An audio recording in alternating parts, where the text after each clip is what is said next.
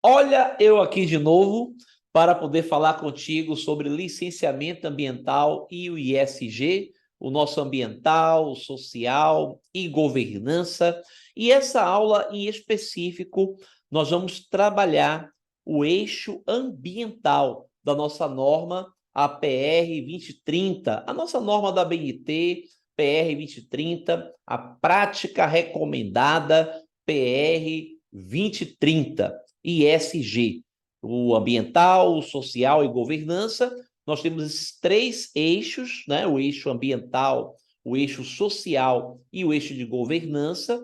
E em cada eixo nós temos os temas e critérios que as empresas, empreendimentos devem atender para que possa estar contemplando o tal do ISG. Então, você aí, como analista ambiental, como analista ISG, analista de sustentabilidade, certo? Vai usar muito no futuro essa norma, principalmente se a empresa, empreendimento, atividade que você estiver trabalhando quiser ter uma certificação ISG. Para se ter a certificação ISG, a gente vai ter que atender esses critérios e temas de cada eixo. E aí nós vamos trabalhar hoje, aprofundar o eixo ambiental. Então, nessa aula, vamos falar do eixo ambiental, certo? Então, vamos compartilhar aqui a nossa tela. Vamos compartilhar aqui a nossa tela para que a gente possa falar do eixo ambiental. Então, assim, aqui está aqui a BNT, PR 2030, ISG, eixo ambiental. Vou pegar aqui minha caneta vermelha. E o objetivo aqui é a gente discutir sobre os temas. Ó, está aqui o eixo ambiental. Então, vamos discutir aqui sobre os temas. Aqui estão os temas, ó, mudanças climáticas. Nós já falamos isso na nossa mega aula da PR 2030, a norma BNT ISG, né? Nós já falamos, né, sobre os temas e critérios, mas nós vamos aprofundar nessa aula, certo? Então, aqui as mudanças climáticas, recursos hídricos, biodiversidade e serviços ecossistêmicos, economia circular e gestão de resíduos, e gestão ambiental e prevenção da poluição. Esses são os temas. E nós vamos ver, inclusive, que existe uma íntima relação com o processo de licenciamento ambiental, porque o licenciamento ambiental é o início de todo o processo. Você vai implantar, instalar um empreendimento, operar o empreendimento, fazer a revisão do licenciamento, que é, no caso, a renovação da licença de operação do empreendimento. Nós vamos ter todos esses conteúdos sendo colocados no processo de licenciamento ambiental, como, por exemplo, a gestão de resíduos, a gestão ambiental, a prevenção da poluição, recursos hídricos, né? Talvez as mudanças climáticas não estejam tão intimamente ligadas ao processo de licenciamento, mas é claro que quando a gente fala, por exemplo, da ISO 14001, a gente já tem essa preocupação com a questão das mudanças climáticas, porque a gente fala aí de melhoria contínua, né? E agora, claro, com a norma, né? A norma da BNT, a PR 2030 e ESG, isso aqui já está bem claro. Então, a gente tem aqui alguns critérios que a empresa, empreendimento, deve atender para que possa estar contemplando o ISG. Então, vamos começar aqui com a mitigação de emissões de gases do efeito estufa, certo? Então, vamos lá para a nossa... Cadê aqui? Opa, que travou aqui. Agora, olha aqui, ó. Então, veja, né? Então, aqui, mitigação de emissões dos gases do efeito estufa. Primeiramente, deixa eu falar aqui contigo aqui. Nós sabemos quais são os gases do efeito estufa, certo? E toda empresa, ela tem emissões de gases do efeito estufa quando ela tem um processo produtivo com equipamentos, né? Então, por exemplo, eu tenho veículos, eu tenho motores, né, de algum tipo, motores que vão estar lá atendendo o empreendimento. Então, a gente tem processos produtivos dentro dessas empresas que vai estar emitindo gases do efeito estufa, né? Gases com base de metano ou gás carbônico, né? E gás carbônico é algo tão comum, então vai estar realmente tendo essa emissão. O que a gente pode fazer, então, para reduzir as emissões de gases do efeito estufa? Em primeiro momento, nós precisamos conhecer o processo produtivo por completo e entender cada etapa desse processo produtivo para poder, claro, identificar aonde é que está as emissões de gases do efeito estufa. E para isso que a gente tem algumas ferramentas. E ferramentas essas que, claro, né, talvez não seja você que faça esse cálculo, mas você pode, claro, né, como analista, né, contratar uma empresa de consultoria em específico que faça essa avaliação dos gases do efeito estufa. Então, a gente tem algumas ferramentas. Então, isso aqui está na nossa própria norma, né? Então, a gente tem aqui o inventário de emissões atmosféricas, né? Isso aqui é o inventário de emissões atmosféricas, que esse inventário vai identificar todas as emissões atmosféricas lá, né, do empreendimento. Isso aqui é uma ferramenta para mensurar, quantificar e registrar as emissões atmosféricas. Então, hoje nós temos softwares, né, que faz esses cálculos e o inventário, é claro, tem que ser realizado por uma empresa de consultoria que vai, né, identificar cada área e geralmente são empresas de consultoria que já fazem esse tipo de trabalho. Então, a gente tem aqui o quê? Né? Mapeamento de emissões, bem como a definição e acompanhamento de metas e identificação de oportunidades de melhorias. Então, o objetivo, claro, isso aqui tem outras recomendações, né, relacionadas ao eixo ambiental, mitigação de emissões, aqui, o critério mitigação de emissões de gases do efeito estufa, mas eu considerei aqui duas recomendações importantes. A recomendação de fazer o inventário de emissões atmosféricas e o mapeamento de emissões, bem como a definição e acompanhamento de metas, certo? Qual é a meta? Eu preciso reduzir as emissões atmosféricas em tal setor do processo produtivo da empresa, porque eu tenho essa possibilidade, certo? E de oportunidades de melhorias, né? Quando eu falo de oportunidades de melhorias, a gente tem que lembrar da tecnologia, né?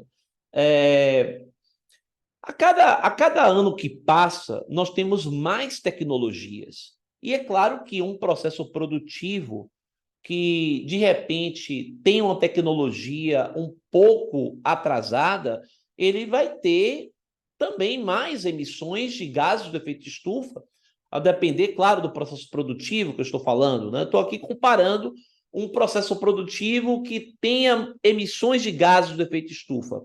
E aí, de repente, eu tenho uma tecnologia mais avançada agora. É claro que substituir equipamentos, maquinários, melhorar as tecnologias de uma empresa, de um empreendimento, pode também reduzir emissões de gases do efeito estufa. Então, assim, isso é estar atento às oportunidades, às melhorias, certo? É a gente estar implementando novas ações que possa reduzir. Então, isso vai estar lá no cálculo de GE. Nesse cálculo de GEE, isso no relatório de sustentabilidade, a gente vai ter um cálculo, por exemplo, em 2022, e em 2023 eu tenho um cálculo com uma redução dessas emissões de gases do efeito estufa. Por qual motivo isso aconteceu? Porque foi implementada novas tecnologias, foi avaliado que em tal setor a gente tinha essas emissões. Eu posso dar um exemplo aqui, coisa assim bem básica. Eu tenho, por exemplo, uma empilhadeira, essa empilhadeira que faz, por exemplo, uma empilhadeira que ela é movida por diesel, né? Ou por gás, ou por gás natural, ou por diesel, uma empilhadeira, certo? E aí, de repente, eu troco essa empilhadeira por uma empilhadeira elétrica. Né? Ela não vai ter mais emissões de gases do efeito estufa. Eu tenho, por exemplo, caminhões que faz o transporte de produtos da empresa, produtos da empresa. E esses caminhões são substituídos por caminhões elétricos. Isso já acontece no Brasil, né? A gente tem, por exemplo, empresas do setor de lixo, do setor de resíduos, que a coleta não é mais realizada por caminhões que são movidos a diesel, e sim por caminhões elétricos. Então, você já tem aí uma redução da pegada ecológica, certo? Claro. E também uma redução das emissões de gases do efeito estufa, certo? Então, isso são algumas situações que eu estou falando aqui para a gente atender o critério que vai atender lá o tema mudanças climáticas. Então, dando continuidade aqui,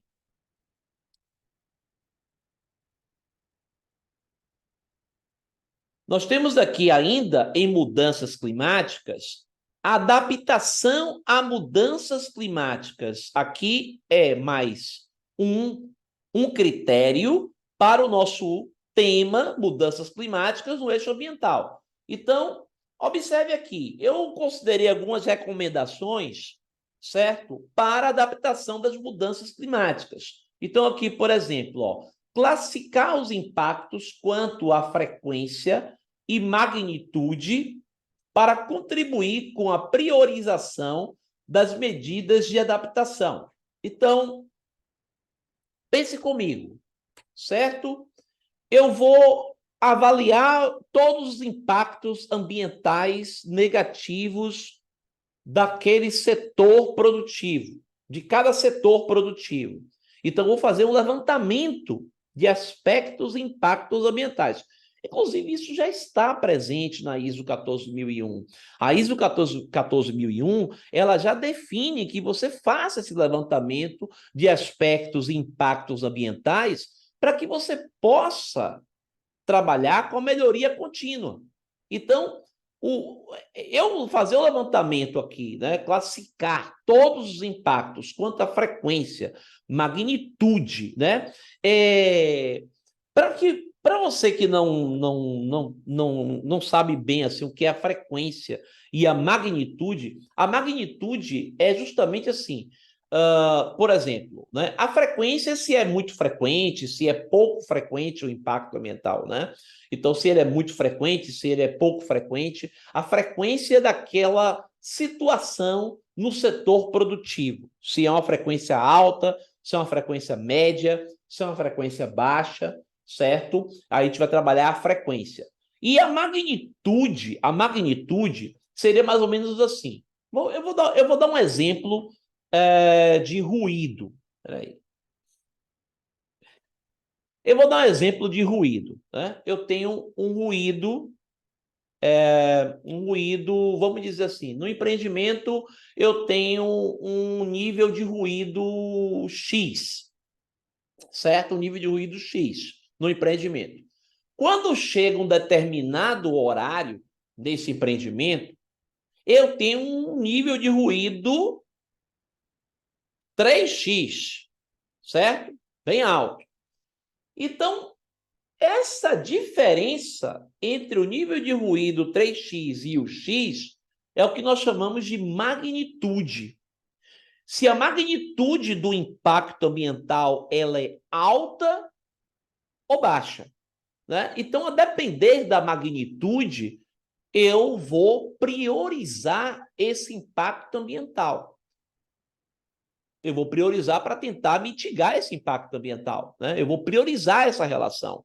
Então, quando ele fala aqui, certo? Compartilhando aqui novamente a tela, quando ele fala aqui, certo? De classificar os impactos quanto à frequência e magnitude para contribuir com a priorização das medidas de adaptação, é justamente isso. Olha, eu vou primeiro avaliar aqui quais são os impactos ambientais mais frequentes e de maior magnitude para priorizar esses impactos ambientais e os impactos ambientais de menor frequência e menor magnitude, eu vou, certo, deixar eles para depois. Eu vou priorizar primeiro, né? Priorizar primeiro está meio redundante, né? Eu vou priorizar esses impactos ambientais com maior magnitude, certo? Identificar medidas de adaptação efetivas para minimizar diferentes riscos e ameaças e que sejam factíveis e viáveis e de real implementação. Então, o objetivo aqui é você entender que nesses critérios, se a empresa, o empreendimento, ele está fazendo isso, ele está avaliando os impactos, ele está identificando esses impactos, ele está vendo se os impactos são frequentes ou não são frequentes, se tem magnitude alta, se tem magnitude baixa, ou seja, está classificando esses impactos ambientais, a gente pode ter um planejamento, um plano de ação para mitigar, para reduzir esses impactos ambientais. E isso é, claro, né, isso atende ao nosso eixo ambiental, atende ao nosso tema mudanças climáticas e atende, né, tudo o que está se colocando aqui, né, que nós temos aqui, claro, né, a adaptação às mudanças climáticas. Porque se eu estou reduzindo o impacto ambiental de um empreendimento, eu estou reduzindo todo um processo, como, por exemplo, a emissão de gases poluentes. Eu posso estar relacionando com isso, né? Por exemplo, eu tenho emissões atmosféricas de uma chaminé.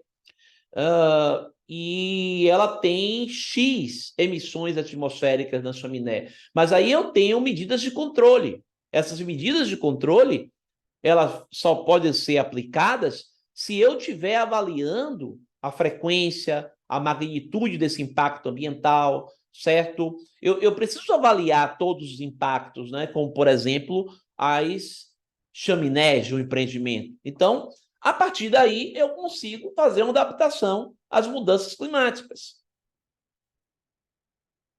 Aqui, por exemplo, no eixo ambiental ainda, em mudanças climáticas, ainda eu tenho eficiência energética, né? Olha aqui, ó.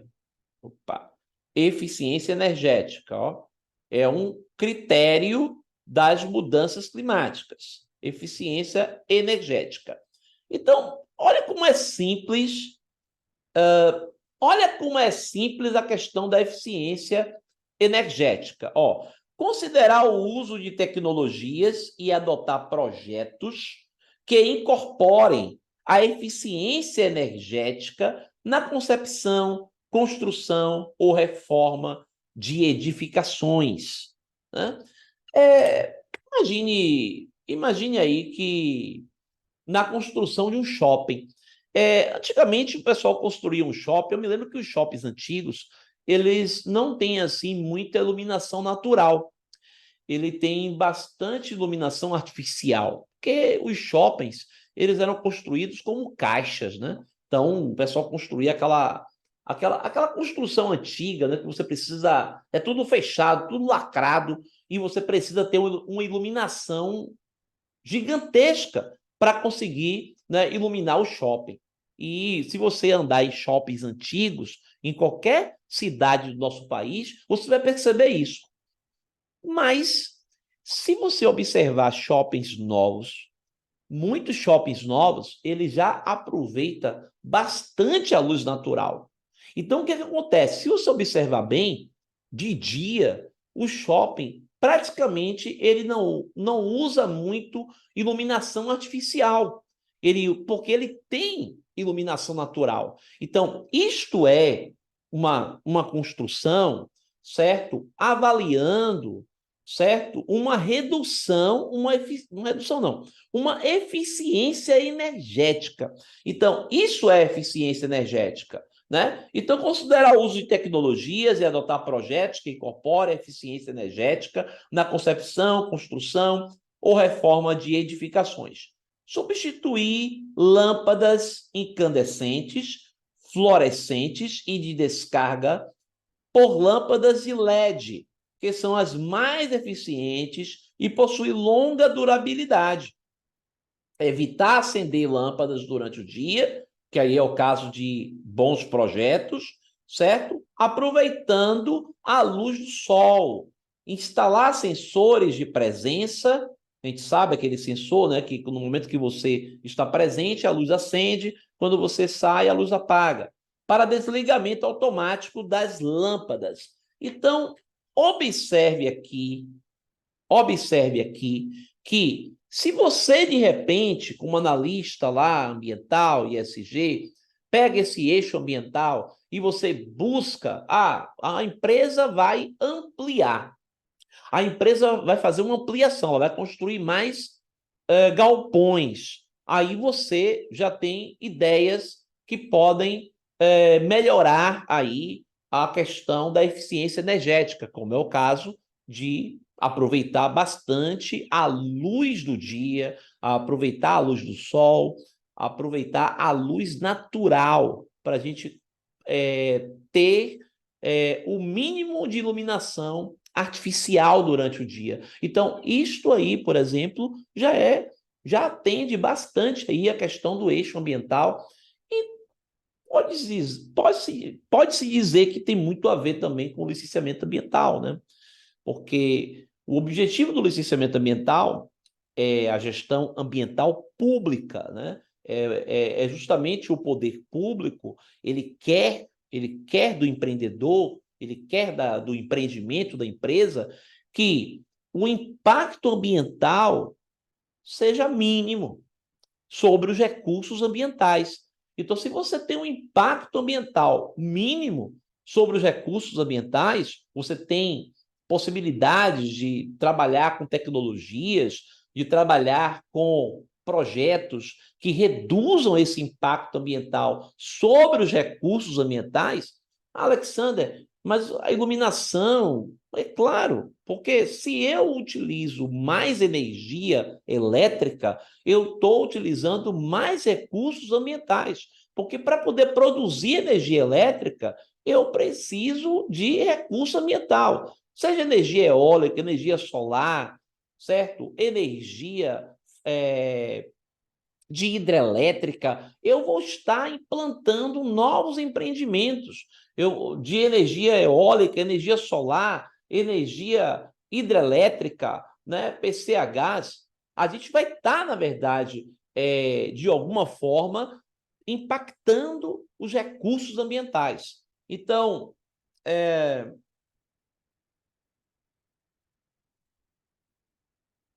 aqui na parte de eixo ambiental, agora eu venho para recursos hídricos e uso da água. Recursos hídricos e uso da água. Então, olha aqui, ó. Mapear a demanda de água da organização. Isso aqui são algumas recomendações, né? Então, mapear a demanda de água da organização, identificando como e quanto de água é consumida e ou utilizada nos processos e nas atividades. O mapa da água, né? Seria, no caso, o balanço hídrico, fluxo da água ou balanço hídrico da organização.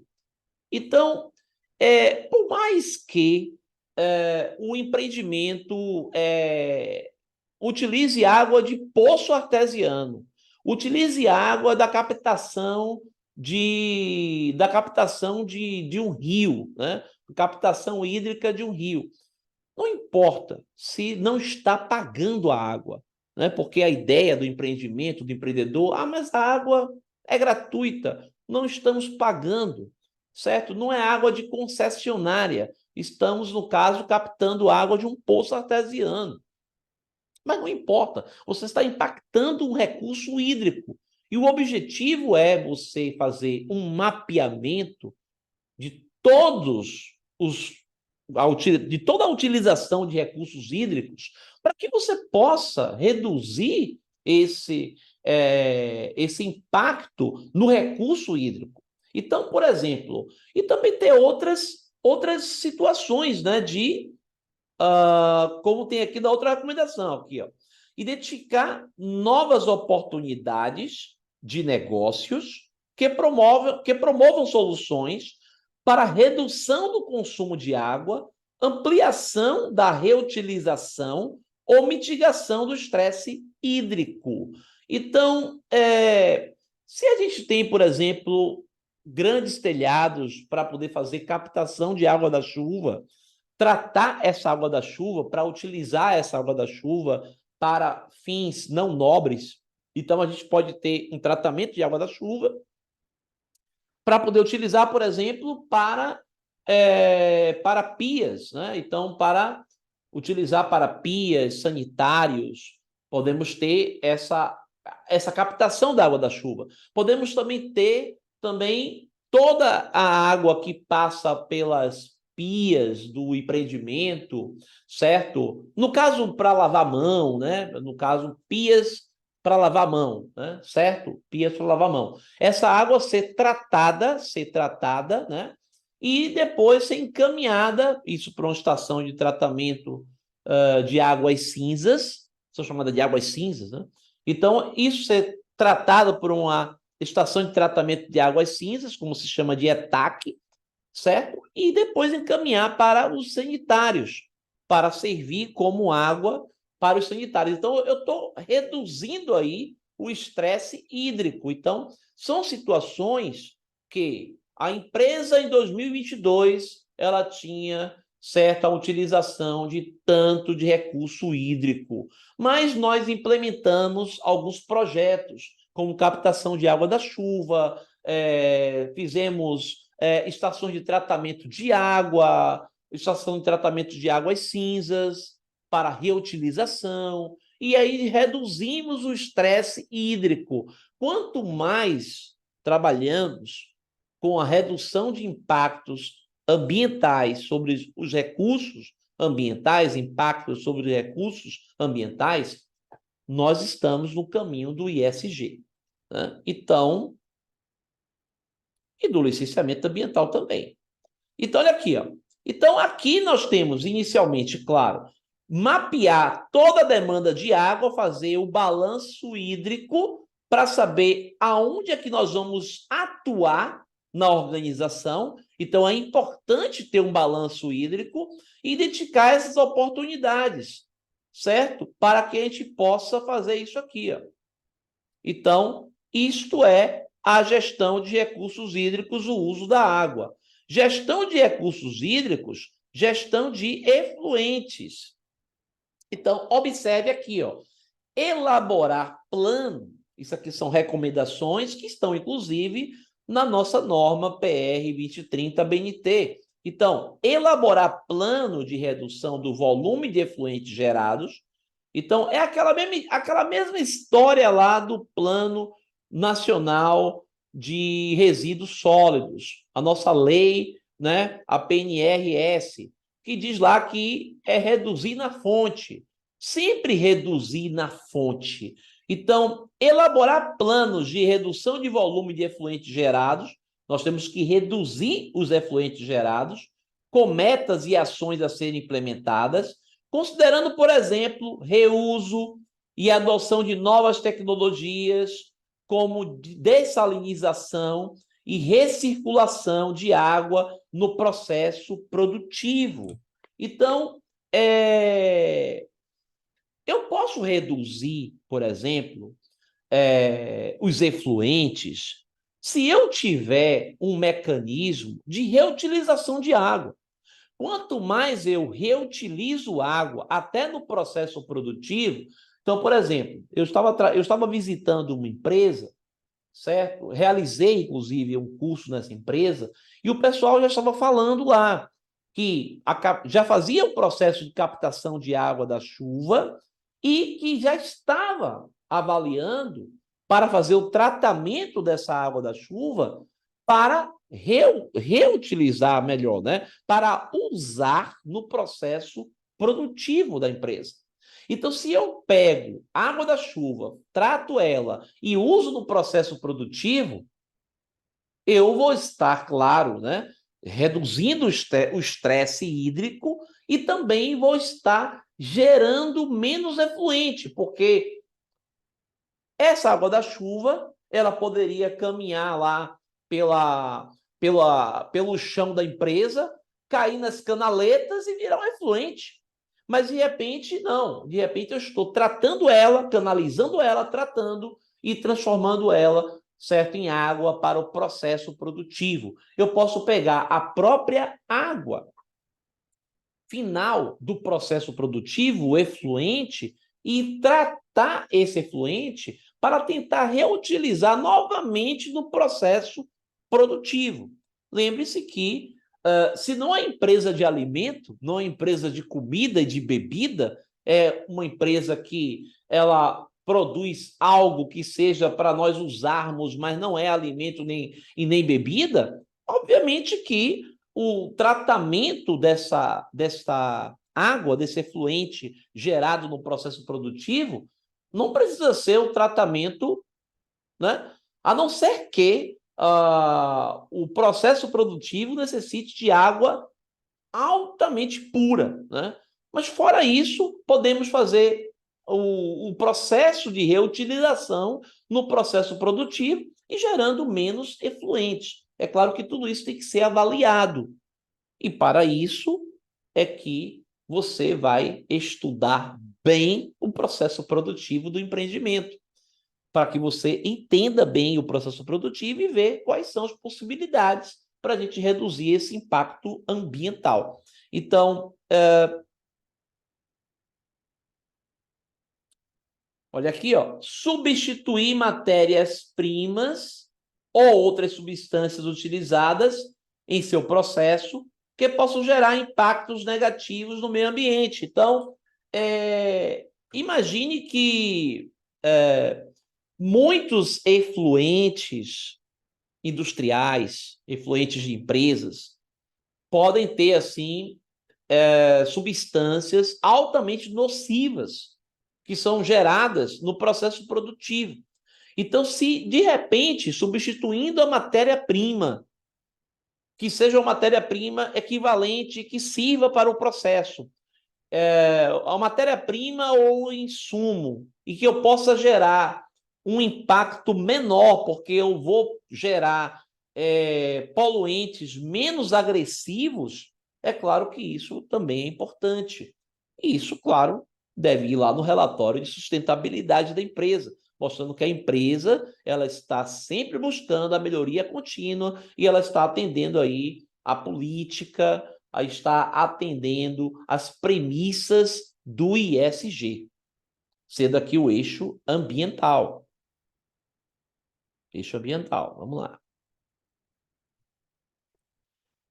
E aqui, na nossa biodiversidade e serviços ecossistêmicos. Aqui é o novo tema e aqui eu estou com o nosso critério. Conservação e uso sustentável da biodiversidade, né? Então, nós temos aqui a nossa conservação e uso sustentável da biodiversidade. Nós temos aqui algumas recomendações. Identificar e monitorar possíveis impactos negativos à biodiversidade e aos serviços ecossistêmicos locais, dando especial atenção às instalações localizadas em regiões com alto índice de biodiversidade, ou seja, maior variabilidade de espécies. Então, por exemplo, né, vamos falar aqui de complexos eólicos. Então, eu estou falando de complexos eólicos, eu estou falando de ESG em complexos eólicos, e é claro que eu vou ter que dar uma atenção, né, a essas instalações localizadas em regiões com alto índice de biodiversidade, com maior variabilidade de espécies. Por exemplo, em parques eólicos, a gente tem aí, né, os possíveis choques de pássaros e morcegos com as pás eólicas. Então, é uma atenção que deve ser dada e podemos ter algumas tecnologias sendo implementadas para poder reduzir essas situações, essas possíveis situações, né? Estabelecer estratégias com objetivos e metas para minimizar impactos negativos e maximizar impactos positivos à biodiversidade e aos serviços ecossistêmicos. Os objetivos e metas podem ser baseados não só em marcos regulatórios e normas nacionais, mas também em tratados e normas internacionais e outros compromissos voluntários.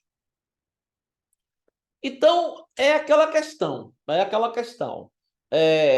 Tem tudo a ver com o licenciamento ambiental. É nesse processo de licenciamento ambiental que os órgãos licenciadores vão estar preocupados com os impactos ambientais sobre a fauna e flora, né? E principalmente sobre a fauna, né? Então, assim, é justamente no licenciamento ambiental que nós vamos ter planos e programas ambientais para estar avaliando esses possíveis impactos ambientais, como eu dei o exemplo de complexos eólicos, parques eólicos, que podem impactar a ave fauna e a quiropterofauna, que é o caso das aves e morcegos, né? Então, nós temos aí planos e programas de monitoramento de ave e fauna, planos e programas de monitoramento de quiropterofauna, para saber quais são os momentos que podemos ter choques desses animais com essas pás eólicas e o que é que podemos fazer para mitigar isso.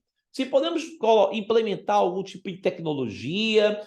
Por exemplo, né, lá na Finlândia, fizeram um estudo e eles pintaram as pás eólicas de preto, fizeram algumas pinturas de preto e perceberam, né, que isso reduziu em 75%, 75, quase 75%, a possibilidade de choques dessas aves contra essas pás eólicas, porque elas conseguiam enxergar mais facilmente as pás eólicas em movimento com essas pinturas pretas. Então, isso é uma tecnologia, isso é uma ação que podemos fazer para reduzir o impacto aos ecossistemas. Então, é claro que o licenciamento ambiental ele vai estar avaliando esse processo, mas você, como analista ambiental, como analista ESG, vai estar buscando essas melhorias, certo? Porque esse é o objetivo desse profissional, né? De você estar como esse profissional. Vamos estar buscando essas melhorias para reduzir os impactos ambientais nos ecossistemas e na fauna e flora. Então, está aqui. Conservação e uso da biodiversidade, certo? Então, a gente tem aí essas relações. Aqui, o uso sustentável do solo é outro critério relacionado à biodiversidade e serviços ecossistêmicos. Então, participar de arranjos locais, regionais, para evitar degradação e desmatamento e ampliar a potencialização da capacidade de regeneração natural, formação de corredores ecológicos e recuperação de nascentes. Então, observe, por exemplo, que podemos estar falando aqui de empreendimentos agrícolas. Empreendimentos agrícolas. Empreendimentos agrícolas, eles têm que ter uma visão que a gente tem, por exemplo, relacionado ao Código Florestal, né? Então, assim, a empresa ela tem que atender o Código Florestal, né? Ela tem que ter pelo menos lá a sua reserva legal, que vai depender, claro, aí de cada região, né? Mas a maior parte do Brasil, a reserva legal é 20%. Nós sabemos que na região amazônica é 80% de reserva legal, mas essa área de reserva legal ela tem que ser contemplada. As áreas de preservação permanente, as áreas de APP, ela tem que ser contemplada, por exemplo, as APPs, as matas ciliares relacionadas aos rios, aos recursos hídricos. Então, se temos, né, áreas de APP que não que esteja um pouco degradada, precisamos ter planos de recuperação de área degradada e efetivar esse PRAD, né, para recuperar essa área degradada. Então, isso vai fazer parte do ESG, né, do eixo ambiental. Olha, todas as áreas degradadas relacionadas a APPs, a empresa fez todo um plano de recuperação. Apesar que isso está na lei, é obrigado a se fazer isso, né? Você tem que recuperar as áreas degradadas, mas vai fazer parte do ESG, do eixo ambiental, porque existe também aí uma relação de preocupação, né, da empresa, do empreendimento com o atendimento à legislação, que é justamente o atendimento à legislação, o que nós chamamos de compliance, né? Atender aí as legislações, as normas, e aí, no caso aqui, a legislação ambiental, como o Código Florestal. Eu me lembro de uma situação que foi feito lá no sul do país. Eu não lembro bem onde foi, mas o que aconteceu? Se organizaram e as empresas, as empresas não, os proprietários de terras, né? Cada um tem sua reserva legal. Então, imagine, por exemplo, que o camarada, deixa eu colocar aqui a tela, que aí eu faço um desenho aqui só para poder explicar. Imagine que um camarada, né? O camarada tem uma propriedade aqui, o outro tem uma propriedade aqui, e ó, a propriedade, certo? Mas o cara tem que fazer 20% de reserva legal. Aí o cara faz 20% aqui, o outro faz 20% aqui, o outro faz 20% aqui e o outro faz 20% aqui. Então, observe que a gente não tem nenhuma ligação entre essas reservas legais. Então, o animal sai daqui, ele está aqui, ó, descoberto para vir para cá. Então, a gente não tem vamos dizer assim, um objetivo aí de uso sustentável do solo. Mas se a gente pega aqui, por exemplo, eu vou colocar aqui os meus quatro empreendimentos, novamente aqui, ó, vou colocar a mesma coisa, certo? E aí eu faço aqui, ó, eu vou fazer uma reserva legal aqui, uma reserva legal aqui, uma reserva legal aqui, certo? Esse aqui não está dando para conectar direito, mas, enfim, eu faço uma reserva legal aqui também. Aí observe que aqui eu já tenho uma área de reserva legal maior, porque eu estou contemplando essas três propriedades. Aqui, por exemplo, eu posso fazer um corredor ecológico, um pequeno corredor ecológico, né? Então, isso aqui, eu vou ter uma melhoria nos ecossistemas. Então, isto é uma possibilidade, né?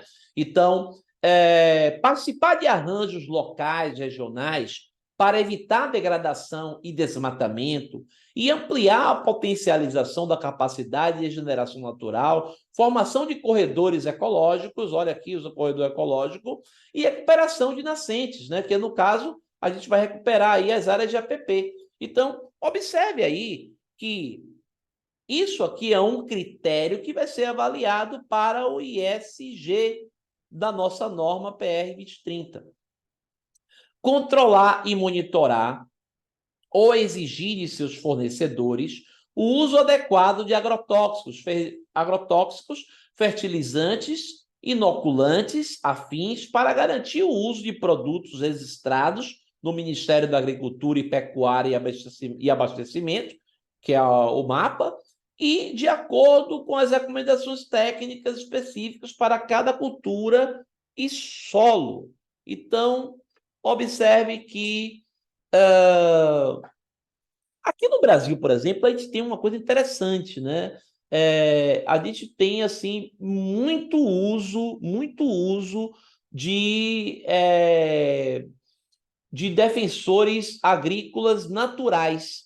A gente tem esse uso, né? De defensores agrícolas naturais. Nós temos uma média, eu não lembro na última reportagem que falou que, se eu não me engano, dava mais de 20% de nossa agricultura, do nosso agronegócio aqui no Brasil, já tinha aí quase 20% de defensores agrícolas naturais, que nesse caso aí a gente deixa, né, de usar agrotóxicos. E no caso também aí de fertilizantes biofertilizantes. Nós tínhamos aí também, tivemos um crescimento muito grande do uso de biofertilizantes. Isso é interessante em relação ao ISG, né? Porque a gente deixa de usar fertilizantes que podem contaminar mais os recursos hídricos, trazer mais contaminação, e a gente passa a usar biofertilizantes. Até com essa situação que ocorreu aí com a questão da guerra da Ucrânia, né? E a gente teve aí uma certa preocupação, né, com o abastecimento de fertilizantes aqui para o nosso agronegócio aqui no Brasil, tivemos um aumento do uso de biofertilizantes, né? Então, isso tem a ver com, um critério. Então, se eu atendo esse critério, eu estou atendendo o eixo ambiental, atendendo o ISG, certo? E é assim que funciona. Então, aqui na economia circular, certo? Economia de circular e gestão de resíduos e economia circular, certo? Então, planejar e desenvolver produtos que contemplem diferentes formas de recirculação dos recursos em uma perspectiva de ciclo de vida e buscar menor dependência de matérias-primas virgens, né? Então, realizar a recuperação dos recursos por meio de recuperação de valor em função dos produtos, componentes e materiais, incluindo atividades do ciclo reverso, como remanufatura e reciclagem em ciclos fechados e abertos. Na verdade, a gente já entende aí o que é, a economia circular. E se eu tenho uma possibilidade de circular esses produtos, né? Então, por exemplo, eu tenho matéria-prima e insumos e eu consigo recircular isso, certo? De repente, eu tenho um produto, eu tenho um resíduo, né? E esse resíduo eu consigo recircular no sistema. Então, assim, isso é economia circular e isso tem um objetivo de reduzir, claro, o impacto ambiental. Então, a economia circular, ela está aqui também contemplada no nosso critério. Então, aqui nós temos o tema economia circular e gestão de resíduos e a gente tem aqui economia circular. Então, a gente pode planejar, desenvolver produtos que contemplem diferentes formas de recirculação dos recursos. Vamos pensar em produtos que sejam, né, circulares, que a gente não tenha uma produção retilínea. E em uma perspectiva de ciclo de vida, né? Porque o ciclo de vida do produto, né? Então, e buscar menor dependência de matérias-primas virgens. Então, quanto mais a gente utilizar a reciclagem, melhor. Poder usar a reciclagem. Aí está aqui. Realizar a recuperação dos recursos, que seria processo de reciclagem, por meio de recuperação de valor e função dos produtos, componentes e materiais, incluindo as atividades de ciclo reverso, né? Como a remanufatura e reciclagem em ciclos fechados e abertos. Então, este é o processo de economia circular. Eu vou dar continuidade, né, desse eixo ambiental numa próxima aula, para que esta aula não fique tão extensa, senão ela fica muito grande, ela já está grande, certo? Mas aí, na próxima aula, eu vou dar continuidade aí a esses temas, certo? Esses temas do eixo ambiental, que no caso, nós temos aqui, deixa eu dar aqui a nossa, só para poder dar o nosso spoiler aqui, ó. Então, nós temos aqui a gestão de resíduos, que nós vamos trabalhar na próxima aula, e gestão ambiental, que seria aqui o novo tema, e a gente tem aqui, né, o critério, gestão ambiental, a prevenção da poluição sonora, ruídos e vibrações, que vem da gestão ambiental e prevenção da poluição, tema, certo? Qualidade do ar, emissões de poluentes, certo? Gerenciamento de áreas contaminadas, que é outro tema, produtos perigosos, que é outro tema. Então, nós vamos aí, então, na próxima aula, trabalhar aí esses temas e eixos do nosso, me desculpe, esses temas e critérios do nosso eixo ambiental.